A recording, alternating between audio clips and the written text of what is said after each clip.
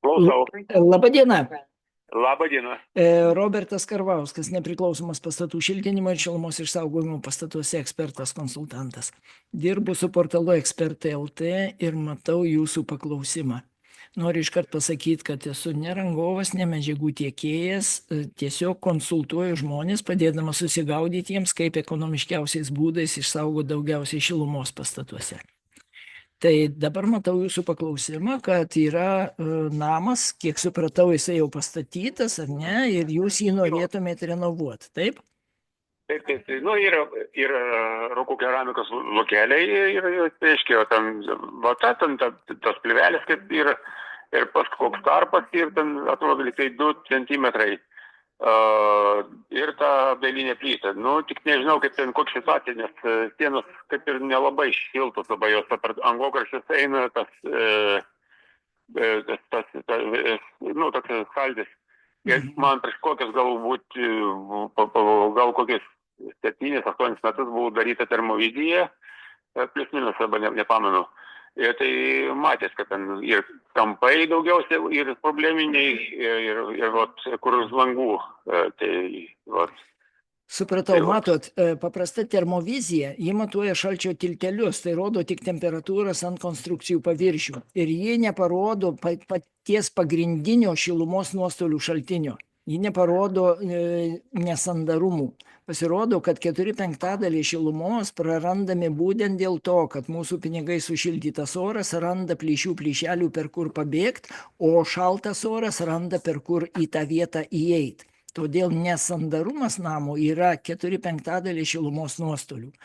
Todėl dabar pirmiausiai pradėdami galvoti apie investiciją į namo šiltumą ir jaukumą, mes pirmas dalykas turim nustatyti savo priežastis ir savo tikslus. Tai kame yra problema name pas jūs? Jūs sakot, yra, reiškia, šalta. Tai greitai namas atšala. Dėl ko jūs norite investuoti į šiltinimą? Dėl to, kad neekonomiškas namas. Taip, dujų pakankamai nemažai naudojam, kadangi tenka, ir pas mane grindinis šildymas yra tik tais virtuvė ir svetainės pusė, vonios kambarys, katilinė, o miegamieji yra tiek viršų, tiek salionė, tie radiatoriai. Šiaip miegamajam, tai mes faktiškai jo šildymą net nesam įjungę, tiesiog visokas. Supratau, tai vis tik žiūrėkit, jūsų investicijos tikslas yra padaryti namą ekonomiškesnį, taip? Jo, ekonomiškesnį, kad taip, tiek būtų. Tada mano pirmas patarimas. Reikia nustatyti, kur daugiausiai šilumos pabėga ir tada imtis priemonių būtent nuo tos vietos. Dabar jūs sakot šiltinti namą, o kalbat tik apie sienas. Tačiau iš tikrųjų namas tai yra ne sienos pirmiausiai. Šilumos išsaugojimo atžvilgiu. Šiltas oras kyla į viršų, jūs visiškai teisus. Todėl reikia pirmiausiai pasižiūrėti, sandarumo testą namo pasidaryti. Norint tikslingai investuoti ir ekonomiškiausiai investuoti, reikia pirmiausiai nustatyti problemą. Tai sandarumo testas jums atskleis labai aiškų vaizdą, kur daugiausiai šilumos pabėga. Jeigu daugiausiai nesandarumų yra viršutinėje konstrukcijoje, aišku, kad šiltas oras atsirėmęs į ją, pirmiausiai iškeliaus ten. Ir jūs šiltinkit sienas kiek tik norit, vis tiek tas pats kiekis šilumos per viršų iškeliaus. Todėl, todėl klausimas, kas pas jūs viršuje yra, kiek ten šiltinimo medžiagos ir koks ten sandarumas, ką jūs žinot. Dabar prieš kokį porą metų ten buvau palipęs ir dėjau papildomai vatos sluoksnį, dėjau tą plevelę ir atgal tas lentas užkaliau, aišku, tenais pagerėjo situacija, bet vis tiek nepagerėjo, kad būtų jau viskas, ypač, reiškia, pas mane virš garažo toks ir patalpa, tai mes vadiname sporto salę, tai ten per šviestuvus tai toks ir traukia, tenais jaučiatas. Tai labai akivaizdu, kad šiltas oras eina laukan. Tai faktas, tai reiškia, kad sandarumo ten nėra. Tai jūs Jūs tada galite šiltinimą daryti sienose, kokį tik tai norit, vis tiek jums tas kiekis šilumos jis išeis laukan. Todėl pirmas dalykas, sako, pirmas prioritetas šilumos išsaugojime yra lubos. Tai padarykite ten sandarumą. Kai šiltas oras atsirems į lubas ir negalės pabėgti niekur, tada jisai pradės kauptis. Tik tai tada jisai pradės spausti į sienas. Tada sienos tampa antrų prioritetų. Trečias prioritetas yra durys, langai, jų sandarumas ir jų įmontavimo sandarumas. Ir ketvirtas prioritetas yra grindys ir pamatai. Tai va, mes šilumą turim sukaupti iki pat apačios. Tai todėl, ką aš jums galiu pasakyti, kaip apšiltinti namą, ar ne? Dabar jūs dar sekantis dalykas. Jūs sakot, noriu apšiltinti namą putomis. Ką tas žodis reiškia putos? Putų yra įvairių. Muilo putos, polistirolo putos, poliuretano putos. Putos, kurios ten leidžia sukipti betonui, tiksliau plytai, reiškia, baro kvata, kad nebūtų ten kažkokia ten. Jeigu ten pripūsim kokių birios granulių, tai jos galbūt ne visur gerai pasiskirstys, neužpildys visų tarpų. Tai dabar apie kokius tarpus jūs kalbat dabar? Ką jūs norite užpildyti? Aš manau, kad tos sienose ten vis tiek ta kvata yra per vos net 20 metų, jos ko gero sukrypti, tai gal yra. O čia yra dar viena iliuzija. Dabar žiūrėkit, taip mano vardas Robertas, jūsų, kiek matau, iš elektroninio pašto Vytautas. Taip. Tai Vytautai, žiūrėkit, dabar dar viena iliuzija. Žmonės galvoja kažkaip, tai vat savo iš bendro supratimo, kad jeigu man prastėja rezultatai namo šildymo, tai greičiausiai, kad ten šiltinimo medžiagos sukritę ar dar kažkas, tai iš tikrųjų toli gražu nuo to. Greičiausiai, kad jūsų namas paprasčiausiai senstant, jisai vis labiau ir labiau išsisandarina. Tai išsisandarinimas yra ne dėl šiltinimo medžiagų. Šiltinimo medžiagos pas jūs ir taip naudotos kiauros, nes vata yra kiaurai laidi orui medžiaga. Todėl ji nesaugo oro ir nuo jo sukritimo ar nesukritimo tikrai nepriklauso labai ekonominiai rezultatai namų. Jūsų namas tiesiog išsisandarina. Tai yra visi elementai vienas nuo kito sendami, jie atsiranda įvairūs plyšiai, įskilimai nuo temperatūrinių svyravimų, nuo drėgmės pokyčių ir vis oro daugiau ir daugiau išeina laukan ir per apačią įtraukiama vis daugiau ir daugiau šalto oro į tą vietą. Todėl va dabar, kai jūs sakot putomis, kad kažkokiomis poliuretano putomis, ar jūs žinot, kad poliuretano putų yra šimtai, minutėlė. Poliuretano putų yra šimtai rūšių, tiek uždarų porų, tiek atvirų, tiek įvairių struktūrų yra, jos naudojamos ir pakavimui, ir įvairioms konstrukcijoms, ir šiltinimui, ir nešiltinimui įvairiai. Todėl žodis putomis nieko nereiškia. Kiekvienos putos turi savo savybės. Tai būtent konkrečių savybių putų jums reikia. Ir reikia žiūrėti, kurioje vietoje, kokiomis sąlygomis tos putos tarnaus. Ir tada žiūrėsim, ar tos savybės tikrai išsilaiko būtent tokiuose sąlygose. Nes galiu pasakyti tiek jums, kad poliuretaninės putos, ypatingai va tie tradiciniai senesnieji poliuretanai, jie beveik visi turi vieną neigiamą savybę. Jos traukiasi nuo temperatūros ir santykinės oro drėgmės pokyčių. Kada jos užpurškiamos pradžioje, jos ir būna sandarios tikrai. Bet jeigu jos pereina per temperatūrinius svyravimus, kada žiemą, sakykime, ten -20, o vasarą erdvėje, sakykime, konstrukcijos gali būti ir +50, tokiu atveju jos labai traukiasi ir išsisandarina. Tiek atsiplėšia nuo konstrukcijų, tiek plyšinėja savo per visą plotą ir jos tampa nesandarios. Taigi tokios putos negali būti naudojamos be papildomo sandarinimo. Tai pats, kas ir kitos kiauros medžiagos, kaip vata, pavyzdžiui, nenaudojama be plėvelių, todėl kad ji yra kiaura. Tai putos palaipsniui taip pat tampa kiauros, 3-4 sezonai, temperatūrų perkritimai ir viskas. Tai iš poliuretanų naujųjų yra putų, kurios nesitraukia visiškai ir išlaiko pilną sandarumą. Todėl žodžiu putomis apibendrinti visas putas tikrai negalima. Reikia tada rinktis ir žiūrėti konkrečias putas. Ir į oro tarpą poliuretaninės putos nepučiamos, nes jos plečiasi ir principiai oro tarpo nepučiamos. Oro tarpams yra specialios aminoplasto putos, kurios sukurtos būtent oro tarpams. Tai va čia jau jeigu žiūrėt, bet klausimas, taip, reiškia. bet matot, tų putų irgi yra labai įvairių, iš įvairių firmų, įvairių kondicijų ir taip toliau. Plius, supraskit, kad tos putos gaminamos su aparatūra jūsų kieme. Ir arba darbininkai, meistrai moka jas padaryti, arba nelabai moka, arba labai nemoka. Todėl čia didelę dalį kokybės lemia būtent patirtis darbuotojų. Tai yra jų kvalifikacija, nes jų kvalifikacija kyla dirbant su ta medžiaga ilgą laiką. Tada mažėja klaidų, tada didėja kokybė. Bet jeigu darbininkai dirba, sakykime, pirmus, antrus, trečius metus, klaidų tikrai pasitaiko daug. Mano ekspertizių rezultatai rodo, kad to dalyko yra. Todėl čia pasirinkimas yra ne pagal medžiagą ir ne pagal jos pavadinimą ir net ne pagal struktūrą, o pirmiausia reikia žiūrėti dokumentuose, tai yra medžiagų savybių tyrimo protokole, ar tikrai turi savybės tokias medžiaga, ar ji tikrai yra sandari ir ar ilgalaikiai sandari, ar vandens įgeriamumas jos nėra per didelis ir taip toliau, o tik tai tada jau reikia žiūrėti plius, ar tikrai rangovai sugebės tai padaryti. Ir tai lemia ne tik tai, kad įmonė ten 30 metų šiltina, bet jeigu darbuotojai toje įmonėje yra dabar nauji šiuo momentu, tai jie tikrai gali padaryti klaidų. Tai yra rizika. Tai va čia į tą. Bet dabar klausimas dar kitas. Ar iš tikrųjų reikia jums sieną šiltinti? Tai pirmas dalykas, reikia pasižiūrėti, jeigu jūs darėte termovizinę nuotrauką tik tai yra temperatūrų ant paviršių tyrimą, tai žinokit, kad tos temperatūros, jeigu ir siena šiek tiek šaltesnė, tai lemia labai nedidelį kiekį jūsų šilumos nuostolių. Jeigu sienos yra pakankamai sandarios, galbūt su jomis nieko ir nereikia daryti.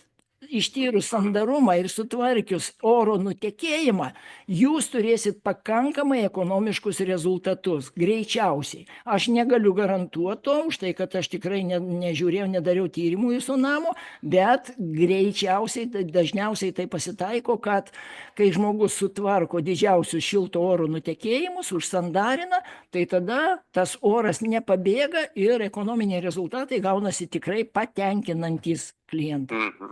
Todėl aš ką rekomenduoju jums nuoširdžiai pasidaryti sandarumo testą namo. Ir tada jūs žinosit, kur didžiausi nuostoliai yra, juos ten tvarkysit ir turėsit jau didelę dalį rezultatų.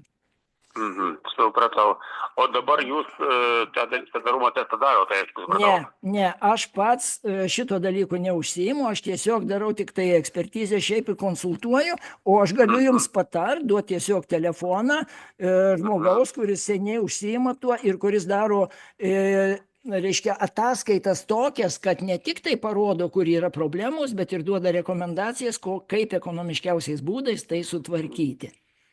Dar pakartokit, kokios būtų vadinasi aminoplastas, bet aminoplastas tai yra bendrai, čia yra kaip iš kokių medžiagų, iš aminokarbamidinių dervų daroma tai. Aš galiu jums patarti tiesiog, netgi galiu atsiųsti jums telefoną, į ką galima būtų kreiptis, kas jau seniai dirba su šito dalyku, su oro tarpais, bet supraskit dar, kad dabar oro tarpe pas jūs yra vata, kiek aš supratau, ar ne? Taip, vata ir ir kažkoks minimalus tarpelis. Tai dabar supraskit, kad prie tos vatos pūst kitas medžiagas jums niekas jokių garantijų neduos.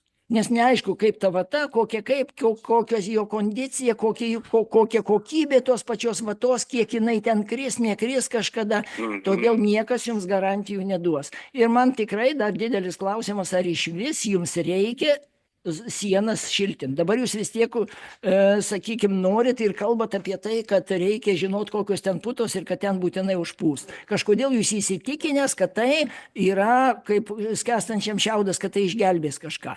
Gali būti taip, kad visiškai jums sienų nereikia liesti ir kad ten ne tame problema visiškai yra. Sandarumo testas jums tai parodys. Pastebėjau tokį dalyką, nes teko vieną langą keisti, tai po tais langais tiesiog buvo paprastai langas įstatytas, ten plytos, vienu žodžiu, ne pagal visus tos standartus tie langai buvo sudėti, nors darė Hermio projektai 2004 metais, bet jie padarė tikrai neutrališkai.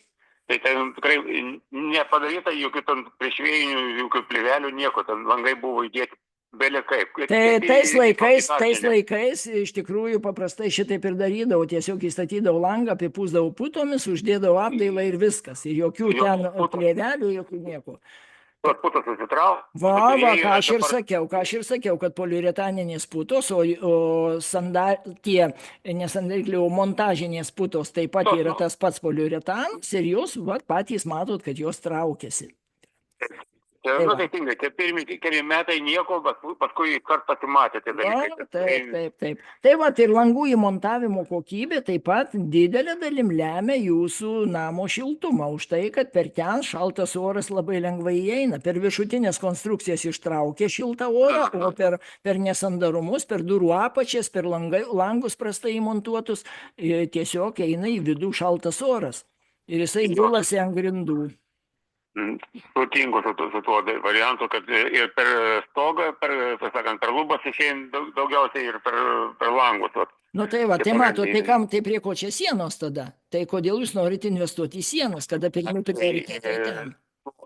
Atveju, kad bus įpurksta prie to langų, nes ne vien tik sienos gaus tos sandarinimo medžiagos. Ir kas? Gerai, apsisandarint šiek tiek apie langus, o šiltas oras tai vis tiek bėga per viršų. Tai ką, jisai nustos bėgti galvoja ten, jeigu nesandarinsit? Tai pirmiausiai pradėkit nuo ten, kur didžiausi nuostoliai, kur yra pabėgimas šilto oro. O tada jau galėsit eiti ir žemyn ir toliau. O galbūt jūs susisandarinsite viršų ir sakysit, oi, kad man pakanka. Tegu būna ten šiek tiek jau tie langai, ir kas, bet man jau gerai. Tai kam tada tuščiai pinigus leisti?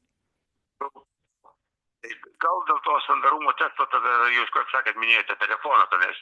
Gerai, jūs galite užsirašyti, aš galiu padiktuoti. Rašau. 8686 780 60. 60. Taip, Egidijus vardas. Jo, kreipkitės, jis tikrai jums padės.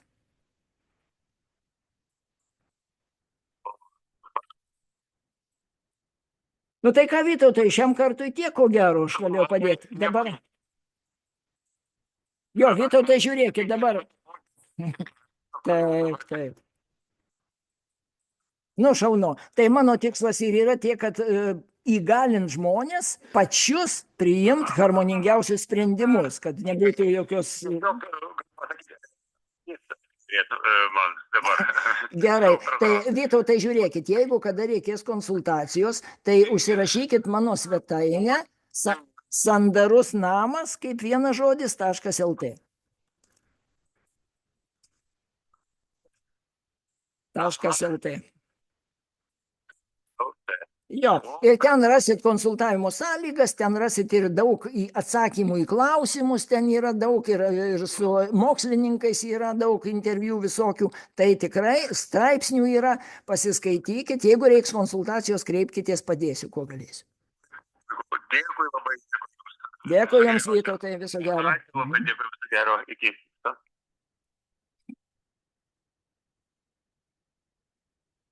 Štai, brangieji. Matot, kaip pradedam, atrodo, tokiom bendrom frazėm tik tai ir nematom konkretaus rezultato, iš tikrųjų, kaip turi būti ir iš bendro supratimo. Taip, kaip galvojam, ten, kur jaučiam. O iš tikrųjų, tai gali būti investicija visiškai netikslinga, gali būti prarasti pinigai visiškai, kada imamės ne nuo to galo. Tai prioritetai labai aiškus. Viršutinė konstrukcija ir toliau, kai oras kaupiasi, tai tada pradeda į šoną spausti ir viską iš eilės turim pereiti tiesiog. Tai pirmiausiai reikia nusistatyti problemą, tada pasidaryti diagnozę, tai reiškia, kad nustatyti, kur didžiausi nuostoliai yra ir pradėti tvarkytis su tuo, su didžiausiais nuostoliais pirmiausiai. Ir tada jūs pamatysit, o galbūt, sakysit, padarysit porą tokių injekcijų į šiltumą ir sakysit, vau, lubas sutvarkiau, dar sienas aptvarkiau, viskas, daugiau nereikia. Ten tie langai, ten dar man jau ir taip gerai, tai kam reikia tada? Iš tikrųjų, tai mes būsto norim tokio, kad mus jis tenkintų ir būtų mums malonu ir patogu. Tai pasidarykim tai ir viskas. Todėl nereikia idealizuoti kažko, reikia paprasčiausiai nustatyti problemą, nustatyti, iš ko jį gimsta, ten investuoti ir nusiraminti. Ačiū Jums.